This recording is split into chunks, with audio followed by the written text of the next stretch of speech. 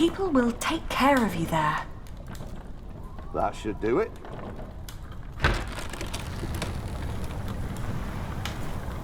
Walter. You? I've not seen you in a long time. William would be very pleased if I brought him your head. No! Don't harm her! If it wasn't for her, I'd be dead.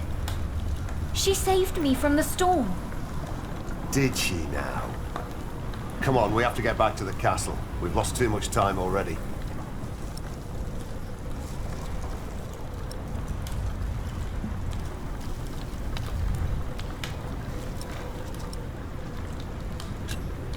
Elizabeth stays with me. No, she doesn't. Thank you for saving me and protecting me from these people. Come on now, we need to get going. William is waiting.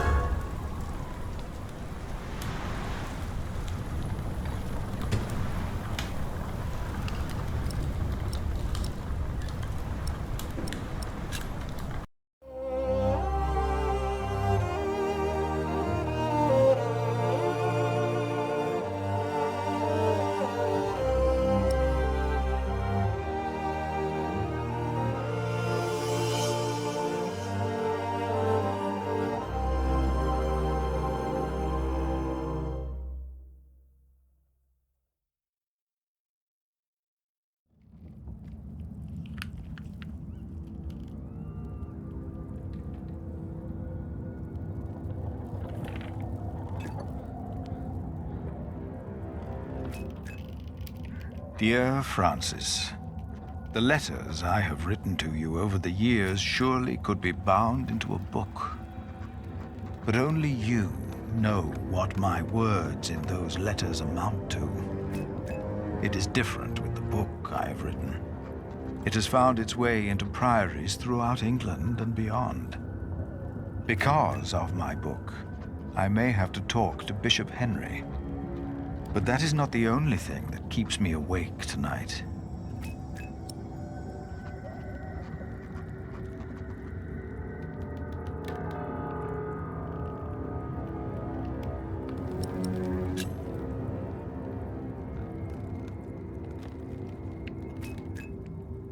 Behind a wall in our crypt, Jack discovered a hidden room.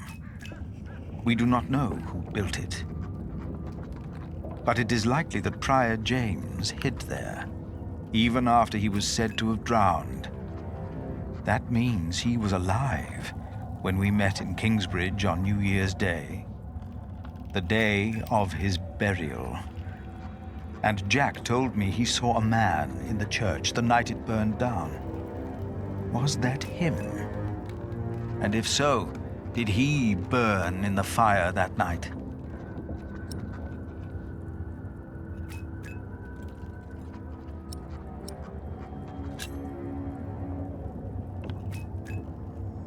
Jonathan worries about my book, The Divine Soul. In Winchester, he heard that Bishop Henry was less than pleased by what I had written. I am not naive enough to pretend I do not know why. I wrote that hope is godly, and since God made each of us, hope and salvation are only to be found within ourselves. Henry sells hope, and I am giving it away for free. If the church should ask me to clarify my position, of course I shall do so. But I feel I must give our people what they need in these desperate times. And how could I write anything else if this is what I truly believe?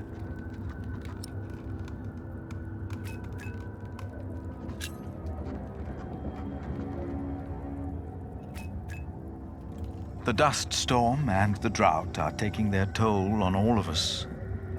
Thanks to our town wall, we are safe from the Earl and the outlaws.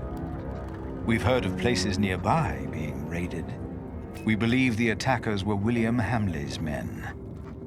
We have enough food to last us another few weeks. But life has come to a halt. Martha believes there will be rain soon. But the storm is only a harbinger of rain. I hope that she is right.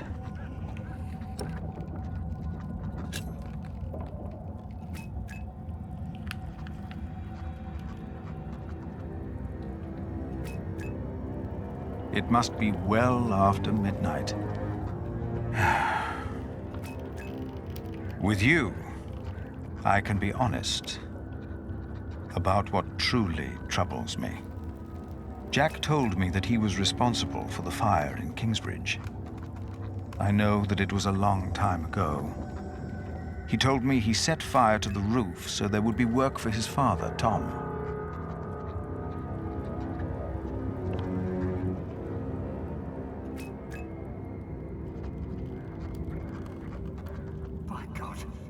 Save yourselves! The Saint! We must save the Saint! Fire! The whole roof is in flames! My God! Don't go in there! But Alphys! The Saint! We must save him! No! Don't go! And as horrible as it may sound, I cannot find it in my heart just now to forgive Jack. Maybe because this confession comes too late, and from a man who I have learned to trust. This is the truth.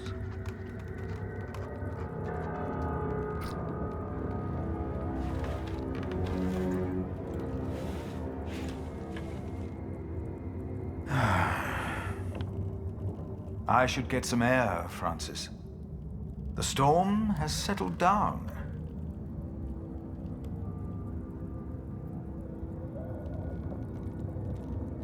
Later. I need time to think. I know them by heart, but Jonathan insists. I don't like to indulge.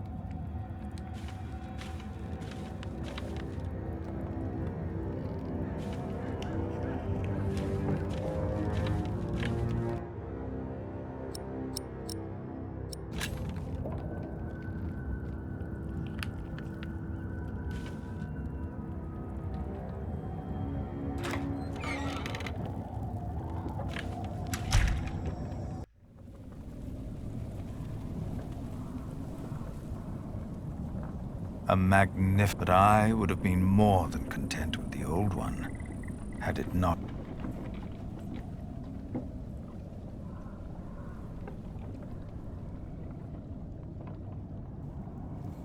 If James died, he was never, and that.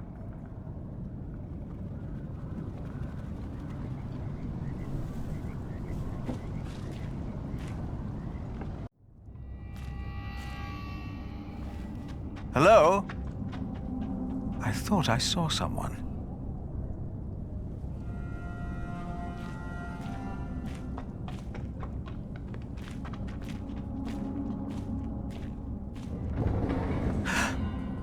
That came from the kitchen.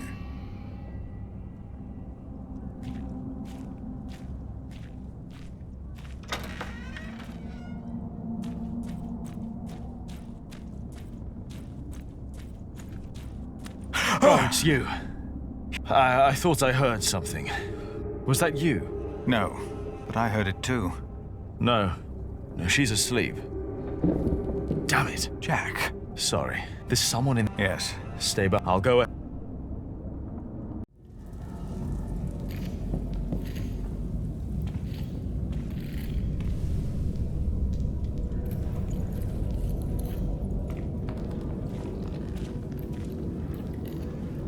There's someone in here.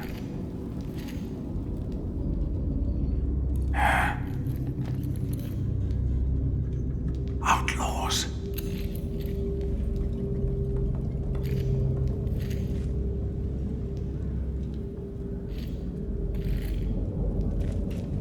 They are probably just after food. I will talk to them. All right.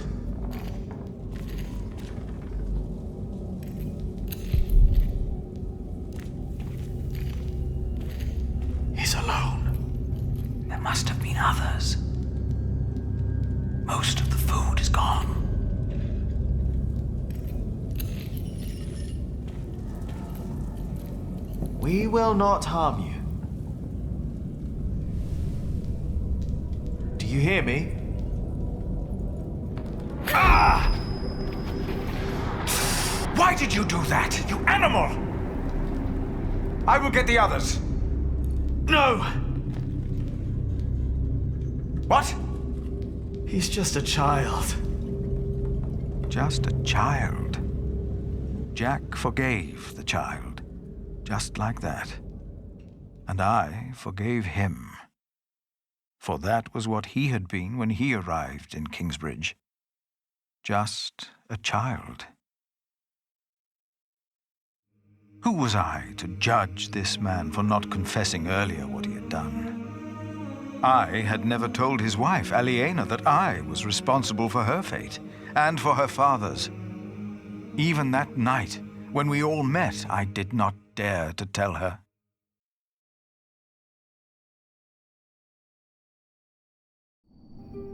The walls of Kingsbridge weren't enough anymore. The outlaws had found a way in. We weren't safe in our homes.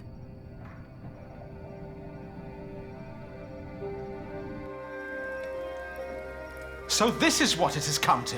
Kingsbridge is under attack. Why didn't Uncle Richard chase them away? Why? Now, do not exaggerate. This is not a siege.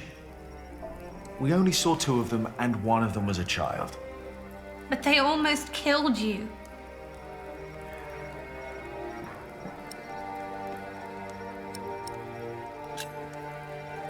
They were just looking for food. They didn't mean any harm. It's the drought. It destroyed all the crops. They must eat something. Desperate or not, they're only the vanguard of a full-scale invasion. If we had a decent Earl, the people wouldn't be starving. It is all too easy to blame a desperate child. Forgiveness is much harder. It is. But forgive we must. Can you? Forgive, I mean. I already have. Hamley is the reason for this. He's to blame. It's that simple. Well, he won't be Earl for long. The Treaty of Wallingford has been signed at last. It's only a matter of time until things change. What treaty? Winchester is in turmoil about this right now. Stephen and Maud have signed the treaty. Maud's son, Duke Henry, is to be crowned the next king. And, by agreement, all lands are to be returned to their previous owners. But Stephen will continue to rule as long as he lives. The earldom will be ours again. It will not. Why the bloody hell not? Bloody hell. Language? No one will enforce this until Stephen is dead. What is to be done then?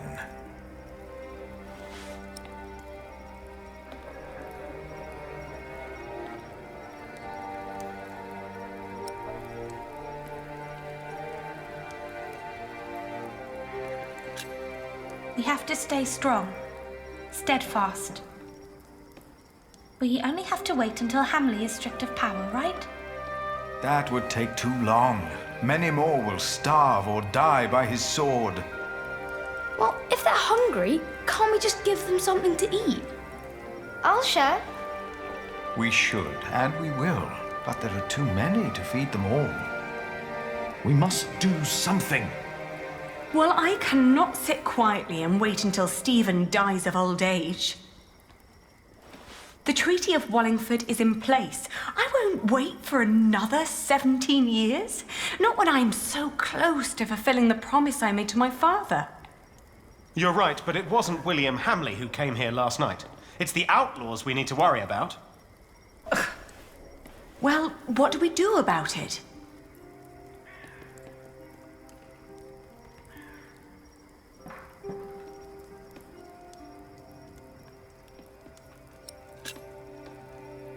Maybe there is nothing we can do but defend ourselves.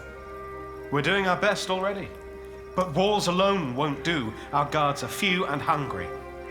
Things will only get worse if we don't find a way to deal with Hamley. What about his mother? I've heard that Hamleigh still listens to her, that she still has a say in Earl's Castle. Yes, let's tell his mother. If we spoke to Regan Hamleigh, we might not need a physical confrontation at all. That'll never work. We have to assault them and take back our father's castle. Even if that means fighting alongside the outlaws. I don't like either choice, to be honest. Neither do I. So, what do you think, Aliena?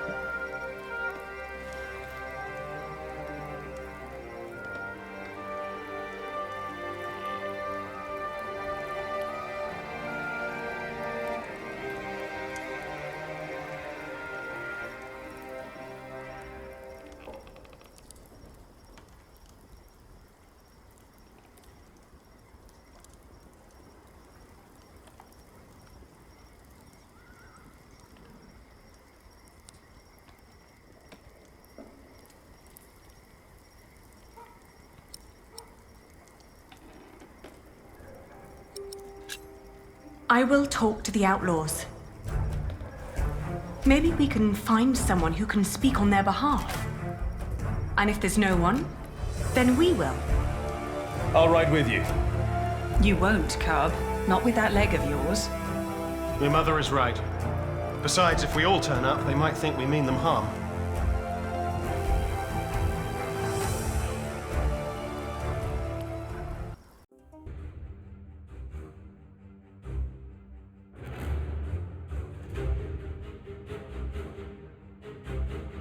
Our hopes of meeting allies on the road to Shiring were fading with every mile. The only people we saw were sitting by the side of the road, broken and starving.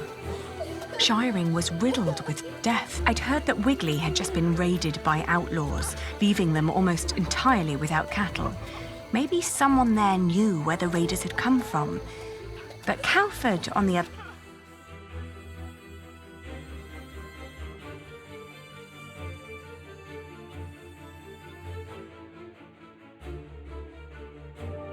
We entered the village. There was a weary young man trying to repair a roof. He pointed toward a ruined mill. Hamleigh's mill, he called it, which used to have the right to grind all that was until a few days ago. Hamleigh had come to collect his share and, due to the famine, was met with empty coffers.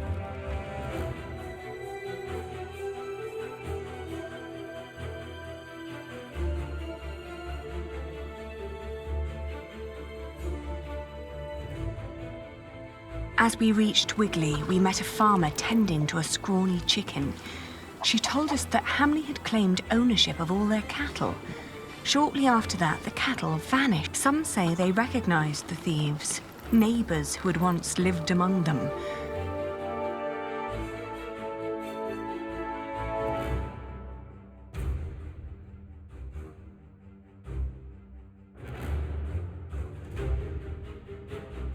The fields of Huntly spurred fond memories. Here, I'd negotiated my first deal to Soon, we reached Uncle Simon's abandoned hut. I asked him where he got bread in times like these. Was it stolen? No, I got it from the butcher, the people at Sally's quarry. Before we could ask more, the frightened man jumped up and fled into the forest.